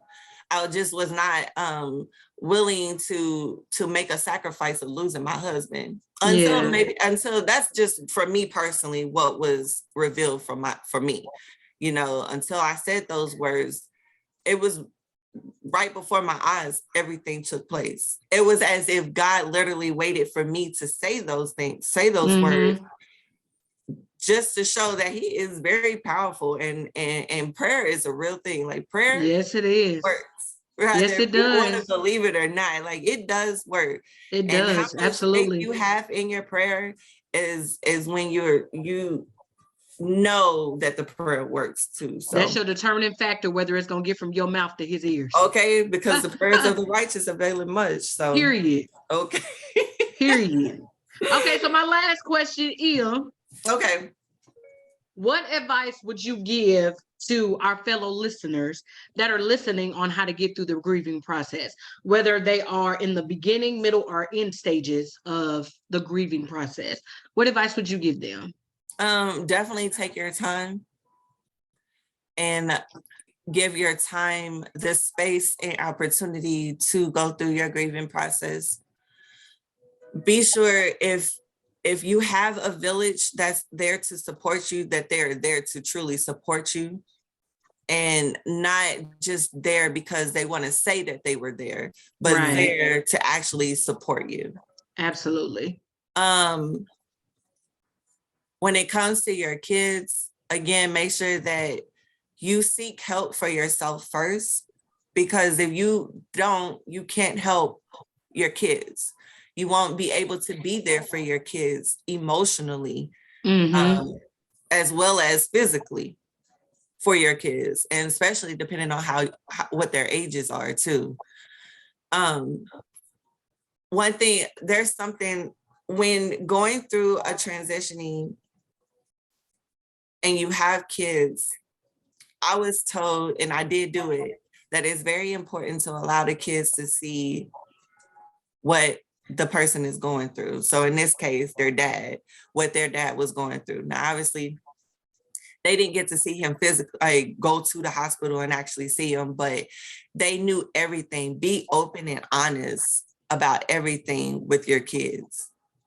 Don't hide anything when it comes to transitions from life to death. Let them know what happened, how it happened, what's going on, but on a level of their understanding too. Right. Be open and honest about where you are. Yeah. Don't suffer in silence. That's the worst thing I believe that anybody can do, and it is suffer in silence. Reach out to someone. If, say, therapy is not something that you're capable of doing, if you have a church home and you have a village at your church, reach out to them. Even if you don't have a church home, but there's, a couple of pastors or ministers that you've heard and listened to, reach out to them. Reach out to a coworker that you may trust. Like, just reach out to someone. It is important to reach out, because it's hard, as much as people want to pride themselves on not needing anyone or anything from someone, at the end of the day, you need someone's help. Absolutely. Because you can't help yourself if you can't get the help. Like, I hope that makes sense. I got you. For real. Like, you need some sort of help to get through a tragedy such as death, especially when it's unexpected. I mean, not to say, expected deaths that are expected are hard, are not hard, but when they're unexpected, you're expecting them to come home and pull through, for me, it do feel different, because when my grandmother, when we found out about her cancer, we expected when she was going to pass. We knew that it was about to happen. But even after she did, it was still like, like, did this knocking the really wind happen? out of you? It knocks the wind out of you. But when it's unexpected, it's a totally different ball game for me. Like, how did that? Then that's when the questions come into play. For my grandmother, I didn't have too many questions because I knew it was happening. Even though her transition was also beautiful as well, because she was in hospice or whatnot. So she was still up and alert, able to talk and all that. And so her transition was beautiful. But man, when it's unexpected, it's definitely different. Because you're expecting them to pull through and come home. And then somehow there's a turnaround. Right. And then you get to questioning, like, how did that happen? So, yeah. And then find hobbies to do. So one thing I've been doing. Okay. I go skating. And I really, yes, I love going skating. I hear that's a good workout too. Girl, it is, because If you ain't never sweat before, you definitely sweat Woo, for sure. Oh So my like goodness. I go twice, if not once, I mean, if not twice, once a week. And then I'll take a break for a little while because I just need a break.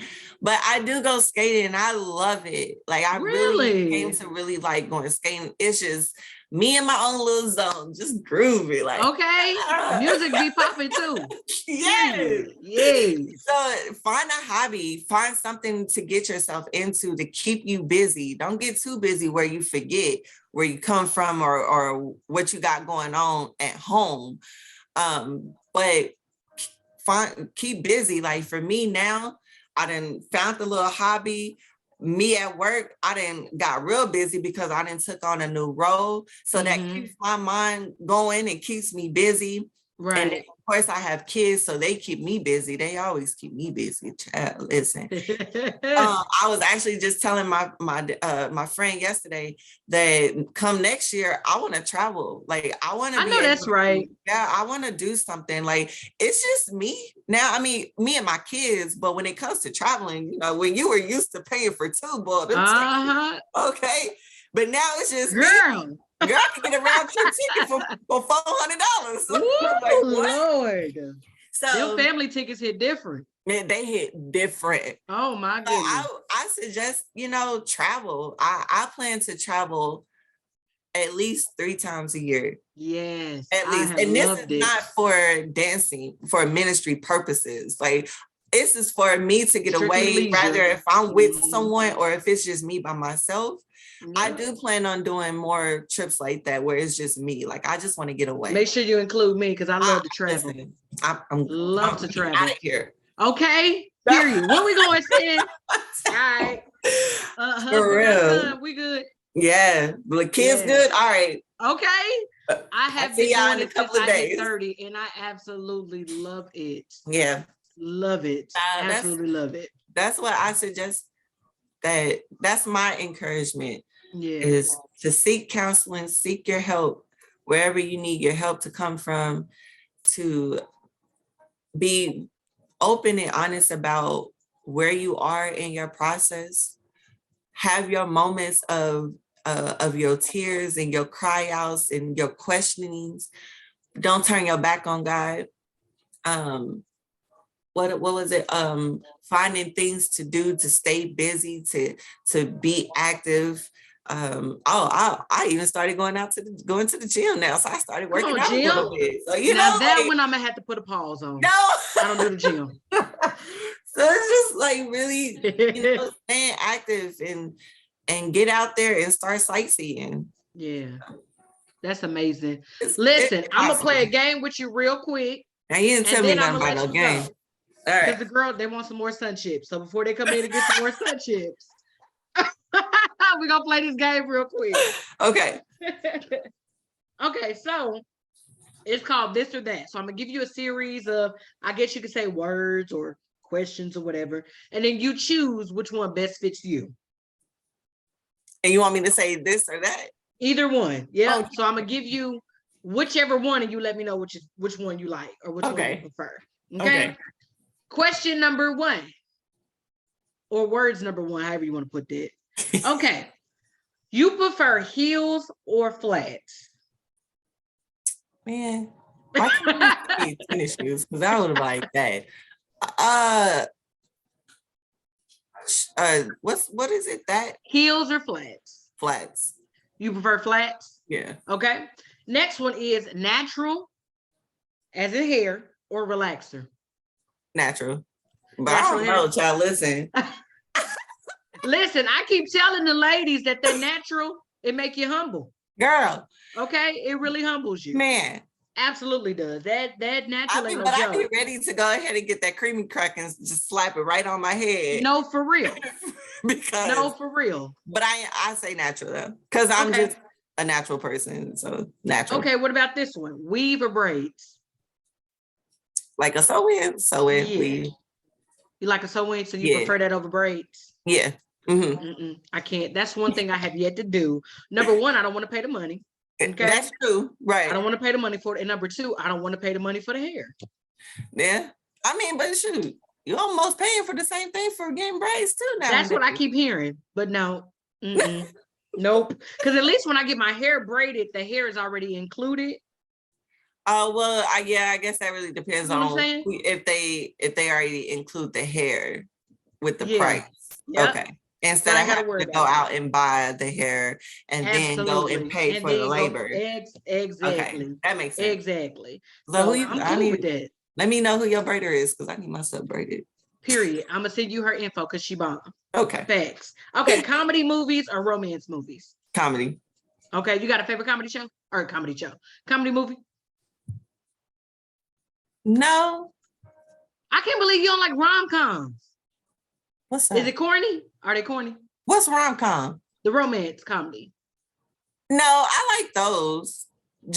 I like romance, but I prefer to laugh. I'm really more of an action person, to be honest. Honestly, I'm more of like sci-fi. I love sci-fi. Like so like medieval, suspense, is that the same thing? mm, Not for real. more like medieval survival type of Nope. shows and movies. Like I'm really heavy into Star Wars, believe it or not. Lauren. I am. Like when I say I started from the very beginning of Star Wars, like the very beginning, all the way up to the current shows. Seriously? The only thing I don't do is read the books. I don't read the books. Like I'll sit and watch Harry Potter. I just like what's it called?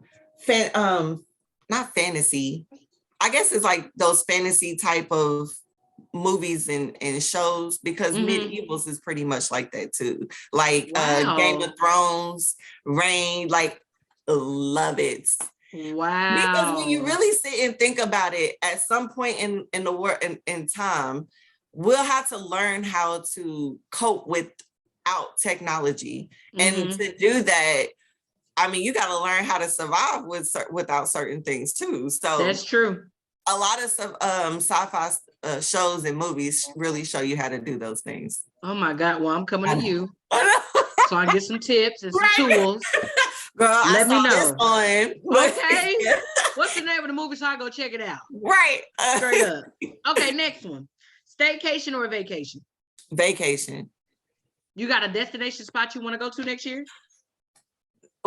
Well, it wouldn't be next year, but my dream vacation would be to go to Jerusalem one day. Really? I would love to go to Jerusalem one day. That's amazing. Next year though, I do want to start planning to go to Jamaica because I've never been. Me and my husband was supposed to go on our 10-year anniversary. We were supposed to go this year, but yeah, so next year I want to go. Yeah, me and the husband are going with some couple friends of ours next year. Yeah, so we've been working on that and getting that done. So we're excited about that. Yeah, I'm definitely about to start working on that because I want to go. Absolutely, and I'm gonna let you know the spots to go to. Want to be in Jamaica? Period. I feel like at least one time in your life we need to go to Jamaica. Absolutely, I think that needs to be on the list. Yeah, for sure. Yep. So I cannot wait to go. We go next year, so I'm excited. Okay, dresses or pants? Girl, pants. Lipstick or lip gloss? Lip gloss. You don't like a little matte? You know what I'm saying? Ew, no. Look cute. Look cute pop of the lip. I really don't like matte for sure. When I say I'm natural, and not natural, but just like I'm real plain Jane, but there's some style to it too. Like you be seeing me coming in with the kicks. Like I do. With the blazer. It be cute. It be cute. Yeah, so it be cute. Real like now when the time is right, when I need to, I'll definitely go all out. Know, with the whole full face makeup, lips, the heels, the dresses. Yeah. Like I'll definitely do it for sure. But I would definitely pick some Jordan 1s over a pair of heels real fast. See there? See there? Okay, so a full face or a natural beat? You just mentioned you natural, so you go with the natural beat. A natural beat for sure. Absolutely. I never realized until I started getting my makeup done more often, how much makeup actually goes on your face. When I tell you I be in the bathroom at night peeling layers. Peeling off layers. Oh my goodness. And now wake it's up the next day flawless. and still have layers. Yes. It's flawless when it's done and it looks really, really, really good. And the young lady that does my makeup is so bomb and she kills it every single time. Yeah. But then when it's time, I be using like 10, 15 makeup wipes. Girl. And to still get that using soap and water just I'm to get telling it you. And then, like you said, the next day when you wash your face in the morning, it's right. Right. I could have sworn I got that little corner by the ear. Right. Like, really? Right, girl. Child, listen. No, for real. I really be like, bruh, this is not okay. This is not okay. So I definitely don't wear it very often, but like you said, when it's time to step out, okay, when it's time to put on your best of the best, girl, right? Factuals, okay, yeah. Okay, so my next one is: do you prefer now maxi dresses or sundresses? Now, hold on. Let me put a pause. Let me give you my explanation of the two. Okay. So listen, I'm short. Okay. You taller than me. This is true. Okay. I'm short in real life. In real life. So because I'm short, I feel like I get swallowed by maxi dresses. Really? Okay. I do. I feel like maxi dresses are real balloonish. Well, real, kind of lounge wear versus a sundress that's real snatchable. Yeah, and then with a sundress, it could be short too. So yeah, I can see that. You know what I mean? I got options. Yeah, you got it. With the sundress, I got options. With the maxi dresses, I feel like it's the same. You know what I mean? They all yeah. Versus so for me, I probably would pick a maxi dress because I'm tall. Yeah. And I do like long, like even with my pants, I like my pants to be long because I'm tall. Right. And even with dresses or skirts, I prefer them to be long rather than at my knee or whatnot. Unless it's a skirt, like a maxi skirt. What's it called? A pixie skirt. One of those ones that come to the knees that's like more fitted. Like that's different. But I would actually prefer a maxi dress. A maxi dress. And you'll be cute in one. But me? Nope. Right. Okay. Pantyhose or bare leg? Girl, bare leg. Listen, I'm starting to hear a lot more women want to be bare leg though. Now, I've heard a lot of women that are into what do you call those? Like the fishnet? Yeah, that's what I was saying. Maybe it depends. It depends on what the fit looks like. Yeah. Like, and what the shoe is. Like if you walk out here with some pantyhose and you got open toe shoes on, that's not cute. That's not cute. Got a problem. Yeah. Sis, let's talk. Let's talk about it. Let's talk about it. You know what I mean? I think we are a problem by itself. No, it is though, because it ain't cute and it's not a good fashion statement. It's not. It's really not. My thing is, number one, I think we've gotten past the stage where we should be required to do pantyhose. Yeah. You know what I mean? Because I know us being raised in the church, still currently attending church, that part of the uniform was pantyhose. Right. Okay. Yeah. First Sunday in communion. If it was your choir's turn to sing, right, you need to be in full uniform. Right. And then back in the day when we used to wear choir robes. Oh girl. That additional to the pantyhose. Like it's already hot. It's already hot. You know what I mean? It's already hot. You want me to put on this long sleeve thick. Okay, and I do mean thick robe. It had the nerve to have one of those what's the names that go over. What's it called? Yes. Listen, I'm so glad that we can still love God. Right. Come on. We can still love God with open toe shoes with no pantyhose. Come on. Right. Listen, okay. Praise be to the Lord. Okay. Because 2022. Thank you. Yes, thank you. Thank you for coming in a long the new way. era. Exactly. Girl, now I do understand that there are still some very traditional churches.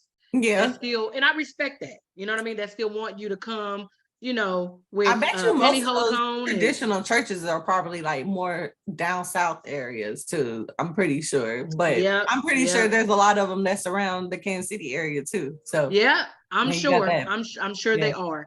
I'm glad that there's a lot of things that have changed traditional wise. Right. Where, we can be a little bit more comfortable. Everybody be out here rebellion. Okay. I used to have an attitude, had to put them pantyhose on, boy. Girl. I'm telling you.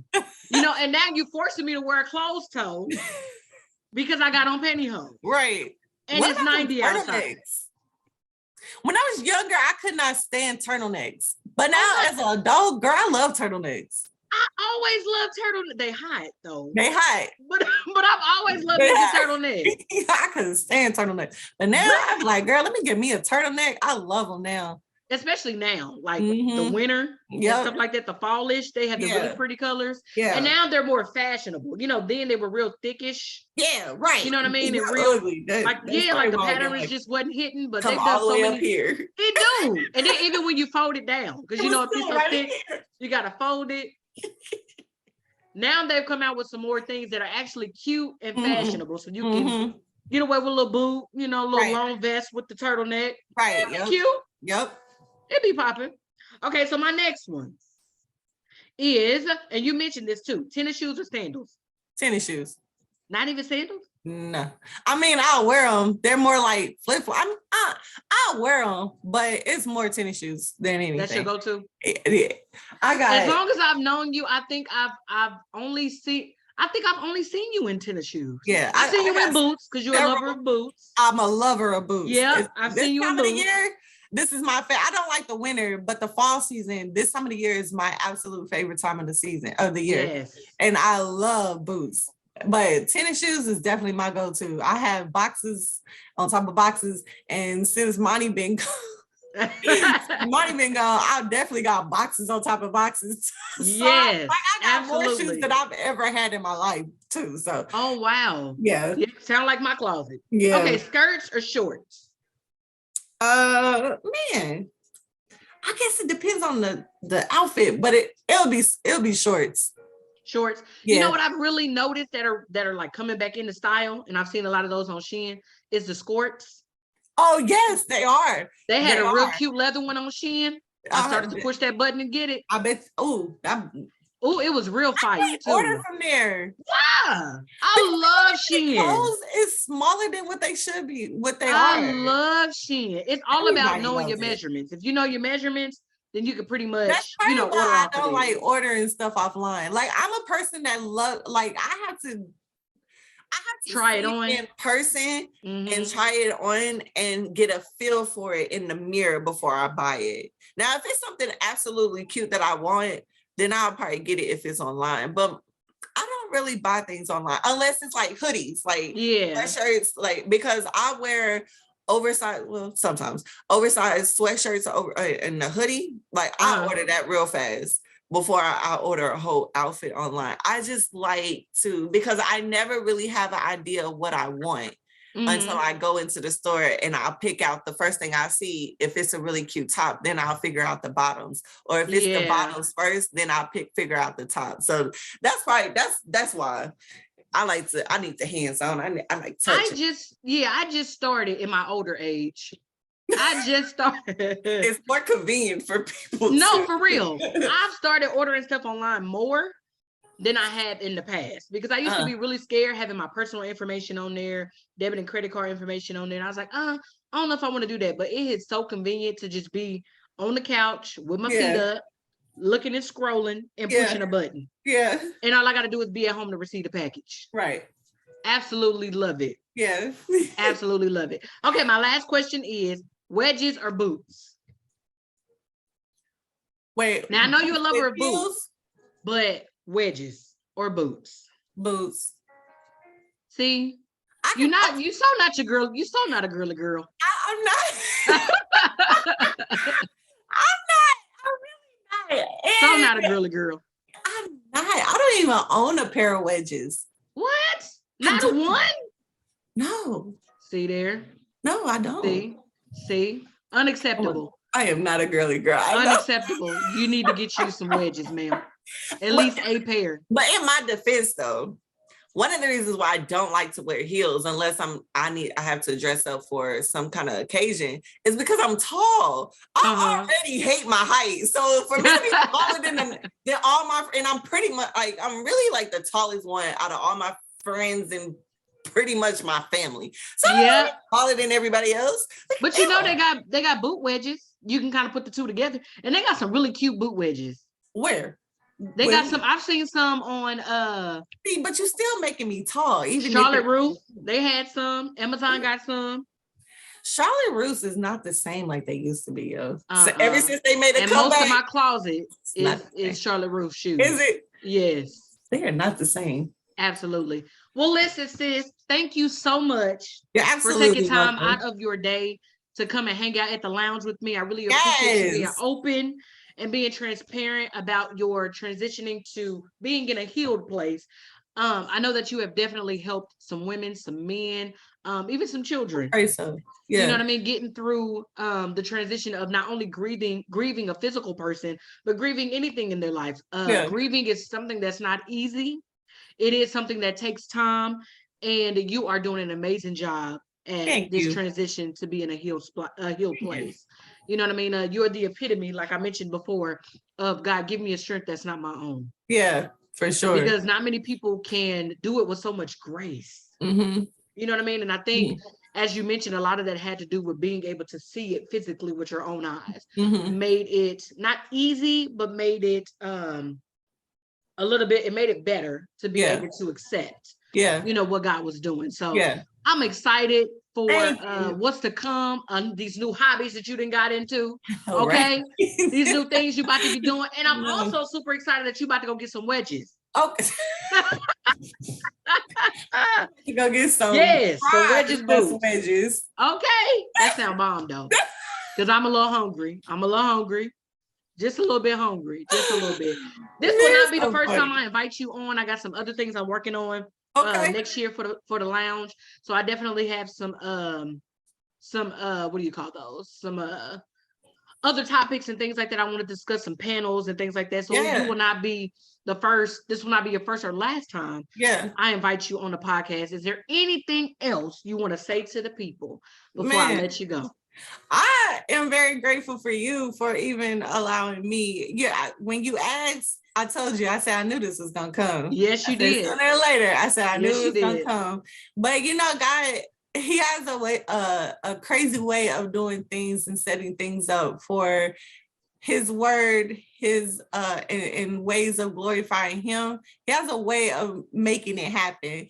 Absolutely. And something Monty had told me he wanted me to do and prepare was to be ready to share the testimony. I mean, at that time, of course, he's thinking that he was going to be here to share the testimony, but little did he know, and I knew that it was going to be me sharing the testimony without him, if that makes sense. So before we started today, I definitely went into prayer, and I do pray that it touched several different homes. I'm sure it did. Across the world. And people are able to be healed and know that their healing comes from the Lord and the Lord only, not on their own willpower, but the power of the Lord. And that's where you get it from. That's where your comfort and the peace comes from, and that strength of who gives it to you, if that makes sense. So, it does. I'm honored, and I really appreciate you, and I'm so happy because I used to be here, and I used to be like, so when you gonna get me out there? And right. Yes. So, and it will not be the last time, I promise you. I appreciate it. I love you, sis. I love you too. Thank you so much. I'm gonna let you go so you can enjoy the rest of your day. Awesome. If you do go out, bundle up, because I was out there this morning and it's cold. It's cold. I believe it. It's absolutely cold. Absolutely cold outside. So enjoy yourselves. Give the kids my love. Thank you so much again. And I am so excited. This is probably one of my top 3 favorite videos. Oh, bless the Lord. That I've done. Because it really encouraged me. It really did. It really encouraged me. So I'm excited to share. I'm going to put it on the podcast now so we can get it out there. No, tell bro I said hi. I sure will. Okay. I sure will. I need to see him in person. Yes, you absolutely do. He in there eating right now. Okay. So he get that from his dad. Right. Absolutely. Most of them do. Yeah. He get it from his daddy. Yeah. So that's what he's doing. But thank you, sis. I love you. And I will see you soon. All right. Bye-bye.